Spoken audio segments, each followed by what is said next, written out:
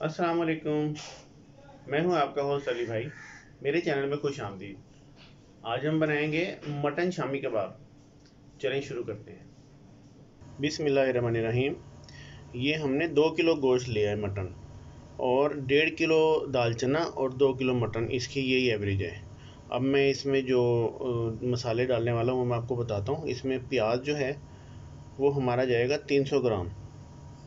ये मैंने इस तरह रफली बस काट लिया है क्योंकि ये गल जाएगा बीच में। और लहसुन हमारा तकरीबन 100 ग्राम है। ये देख लें, ये लहसुन 100 ग्राम जाएगा। और अदरक, ये 4 इंच का पीस लिया था हमने, इसको मोटा मोटा काट लिया है। ये वैसे ये 4 चम्मच बनते हैं। ये हो गया। अब हमें डालेंगे इसमें नमक, ये 4 चम्मच है, ठीक है। और ये जो आम यूजिंग में चम्मच होता है, मैं उसके हिसाब से काम करता हूँ सारे का सारा। ये देखें, मैं सारे काम इस मेजरमेंट से करता हूँ। ये चम्मच इजी अवेलेबल होता है मार्केट में और हर घर में होता है। अगर मुझे कम ज़्यादा करना है, इसी को हाफ चम्मच, 1.5 चम्मच, 2 चम्मच, 1 चम्मच, मैं इससे काम करता हूँ। अब हम इसमें डालेंगे पिसा हुआ धनिया, ये 2 चम्मच है। और लाल मिर्चें, ये भी 2 चम्मच है, पिसी हुई लाल मिर्च। और ज़ीरा, ये हमने दिया है 4 चम्मच। और हमने ज़ीरा वॉश कर लिया है क्योंकि मिट्टी वाला ज़ीरा आ रहा है आजकल। हमने पानी से इसको वॉश किया तो काफ़ी सारी इसमें से मिट्टी निकली है। आप भी आजकल के जो मसाले हैं उनको थोड़ा सा वॉश करके इस तरह के साबुत फिर यूज़ करा करें। तो ज़ीरा 4 चम्मच है, और काली मिर्चें 2 चम्मच। साबुत काली मिर्चें लेके हमने कूट ली हैं बस। पाउडर अवेलेबल है तो पाउडर डाल दें आप, ये जाएगा इसमें। और अब हम इसमें डालेंगे लाल मिर्चें साबुत, ये 30 ग्राम है। ये बड़ी अच्छी एवरेज है, ना ये ज़्यादा मिर्चें होंगी और ना ही कम। तो 30 ग्राम साबुत मिर्चें डाल दीजिएगा।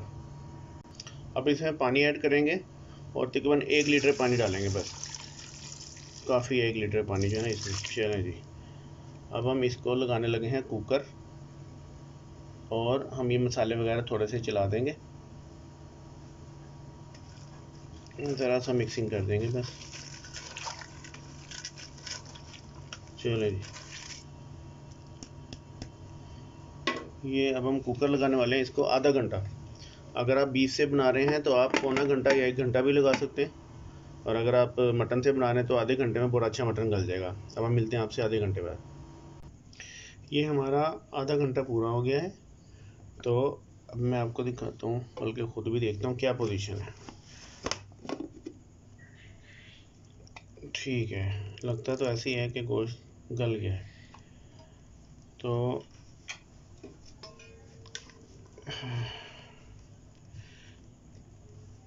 हाँ जी, हमारे मतलब का गल गया।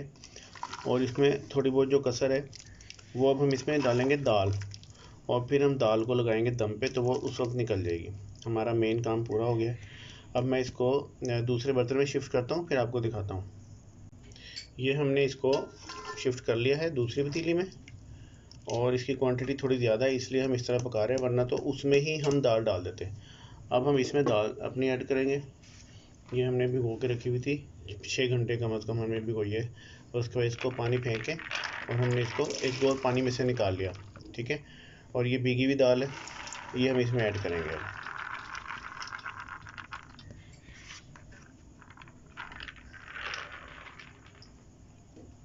इसको थोड़ा सा चलाएंगे। उम्मीद तो है इसी पानी में दम लग जाएगी, लेकिन अब चूल्हा जला के देखते हैं। अगर ज़रूरत हुई तो थोड़ा सा पानी हम इसमें और डाल देंगे। देखें, अब यहाँ तक पानी आ गया दाल का, ठीक है। अब हम इसके नीचे आग जलाते हैं। तो ये थोड़े से पानी का इसलिए बता रहा हूँ, अगर ज़रूरत हुई तो हम ऐड कर लेंगे, वरना उम्मीद है इसी में हो जाएगा। तो मैं आपको दिखाता हूँ फिर। ये तकरीबन 5-6 मिनट हुए हैं पकते हुए इसको, और ये बड़ा अच्छा खदका आ गया। अब हम इसकी आग स्लो करके और इसको ढकना दे के दोबारा और दम पे लगा देंगे। आग स्लो कर देंगे अब इसकी हम।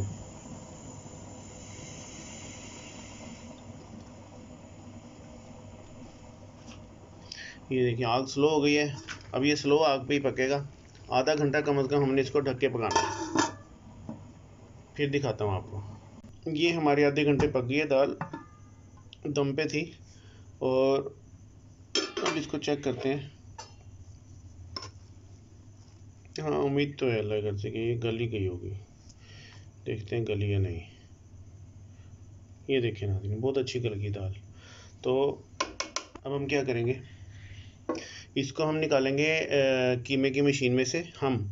और अगर आपके पास चॉपर है तो आप चॉपर में ग्राइंड कर लें, और अगर कीमे की मशीन है कीमे की मशीन में से निकाल लें। कुछ लोग सिल पे पीसना पसंद करते हैं, तो एज़ यू लाइक, जैसे मर्जी। हमने इसका पेस्ट बनाना है गोश्त के साथ मिक्स करके। ये हमने मशीन में से निकाली है दाल और गोश्त। ये हमारा रॉ मटेरियल तैयार हो गया। अब मैं इसमें शामिल करूँगा, मैंने ली हैं 8 हरी मिर्चें और बारीक बारीक काट ली हैं। ये धनिया की आधी गट्ठी, ये भी हमने बारीक बारीक काट ली है, ये जाएगी इसमें। हमने ये तवा लिया फ्राइंग के लिए, और हम इसमें घी या ऑयल जो भी आप यूज़ करते हैं उसके 3-4 चम्मच डाल लें बस, जिसमें अंडा फ्राई हो जाए थोड़ा सा। तो ये लीजिए, ये हमने डाल दिया, और ये हमने अंडा लिया है और इसको मैंने फेंट लिया है। ठीक है, ऐसे ऐसे ऐसे चम्मच से फेंट लिया। अगर आपको फेंटने वाली कोई चीज़ है तो ठीक है, नहीं तो ऐसे भी चलता है। और अब मैं इसमें टिक्के डिप करके और ऐसे दे करके बस इसमें निकाल के फ्राई करूँगा। मैं आपको दिखाता हूँ, ये देखें, ये इस तरह ये आ जाएगी।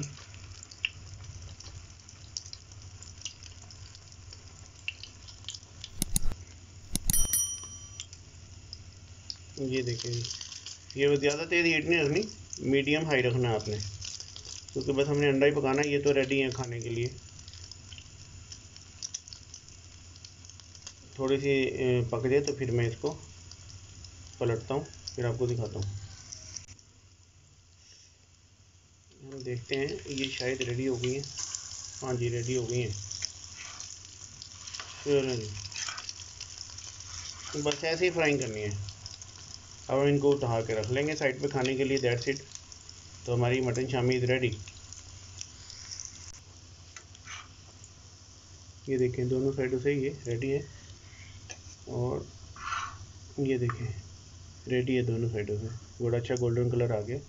ये बस थोड़ी थोड़ी फ्राई करनी होती है, अंडा पक जाए तो समझने के ये रेडी हो गई है।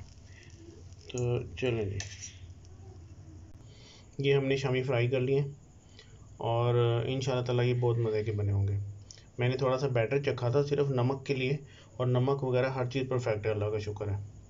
तो इसको अगर हम चम्मच के साथ खाना चाहें तो इमली की चटनी और हरी चटनी उसके साथ हम खा सकते हैं। डिस्क्रिप्शन में ऊपर मैंने लिंक दे दिया है चटनियों का, आप वो चटनियाँ बना लीजिएगा। ये मीठी चटनी के साथ बहुत ज़्यादा मज़े के लगते हैं शामी। और अगर आपने इसको यखनी पुलाव के साथ खाना है, पुलाव पे रख के, तो आप वो भी खा सकते हैं। उसका भी लिंक मैंने डिस्क्रिप्शन में दे दिया है। तो जैसे आपका दिल चाहे खा लें। उम्मीद है आपको ये बहुत ज़्यादा पसंद आएगी इंशाल्लाह ताला, और जो भी खाएगा आपकी इंशाल्लाह ताला ज़्यादा ही तारीफ़ होगी। और हमारा मिशन यही है, आपकी तारीफ़ होती रहे। आप खुश हैं तो हम खुश हैं। जहाँ भी रहें खुश रहें। अल्लाह ताला आप सबको अपनी हिफ्ज़-ओ-मान में रखे, आमीन। मिलते हैं नेक्स्ट वीडियो में। अल्लाह हाफिज़।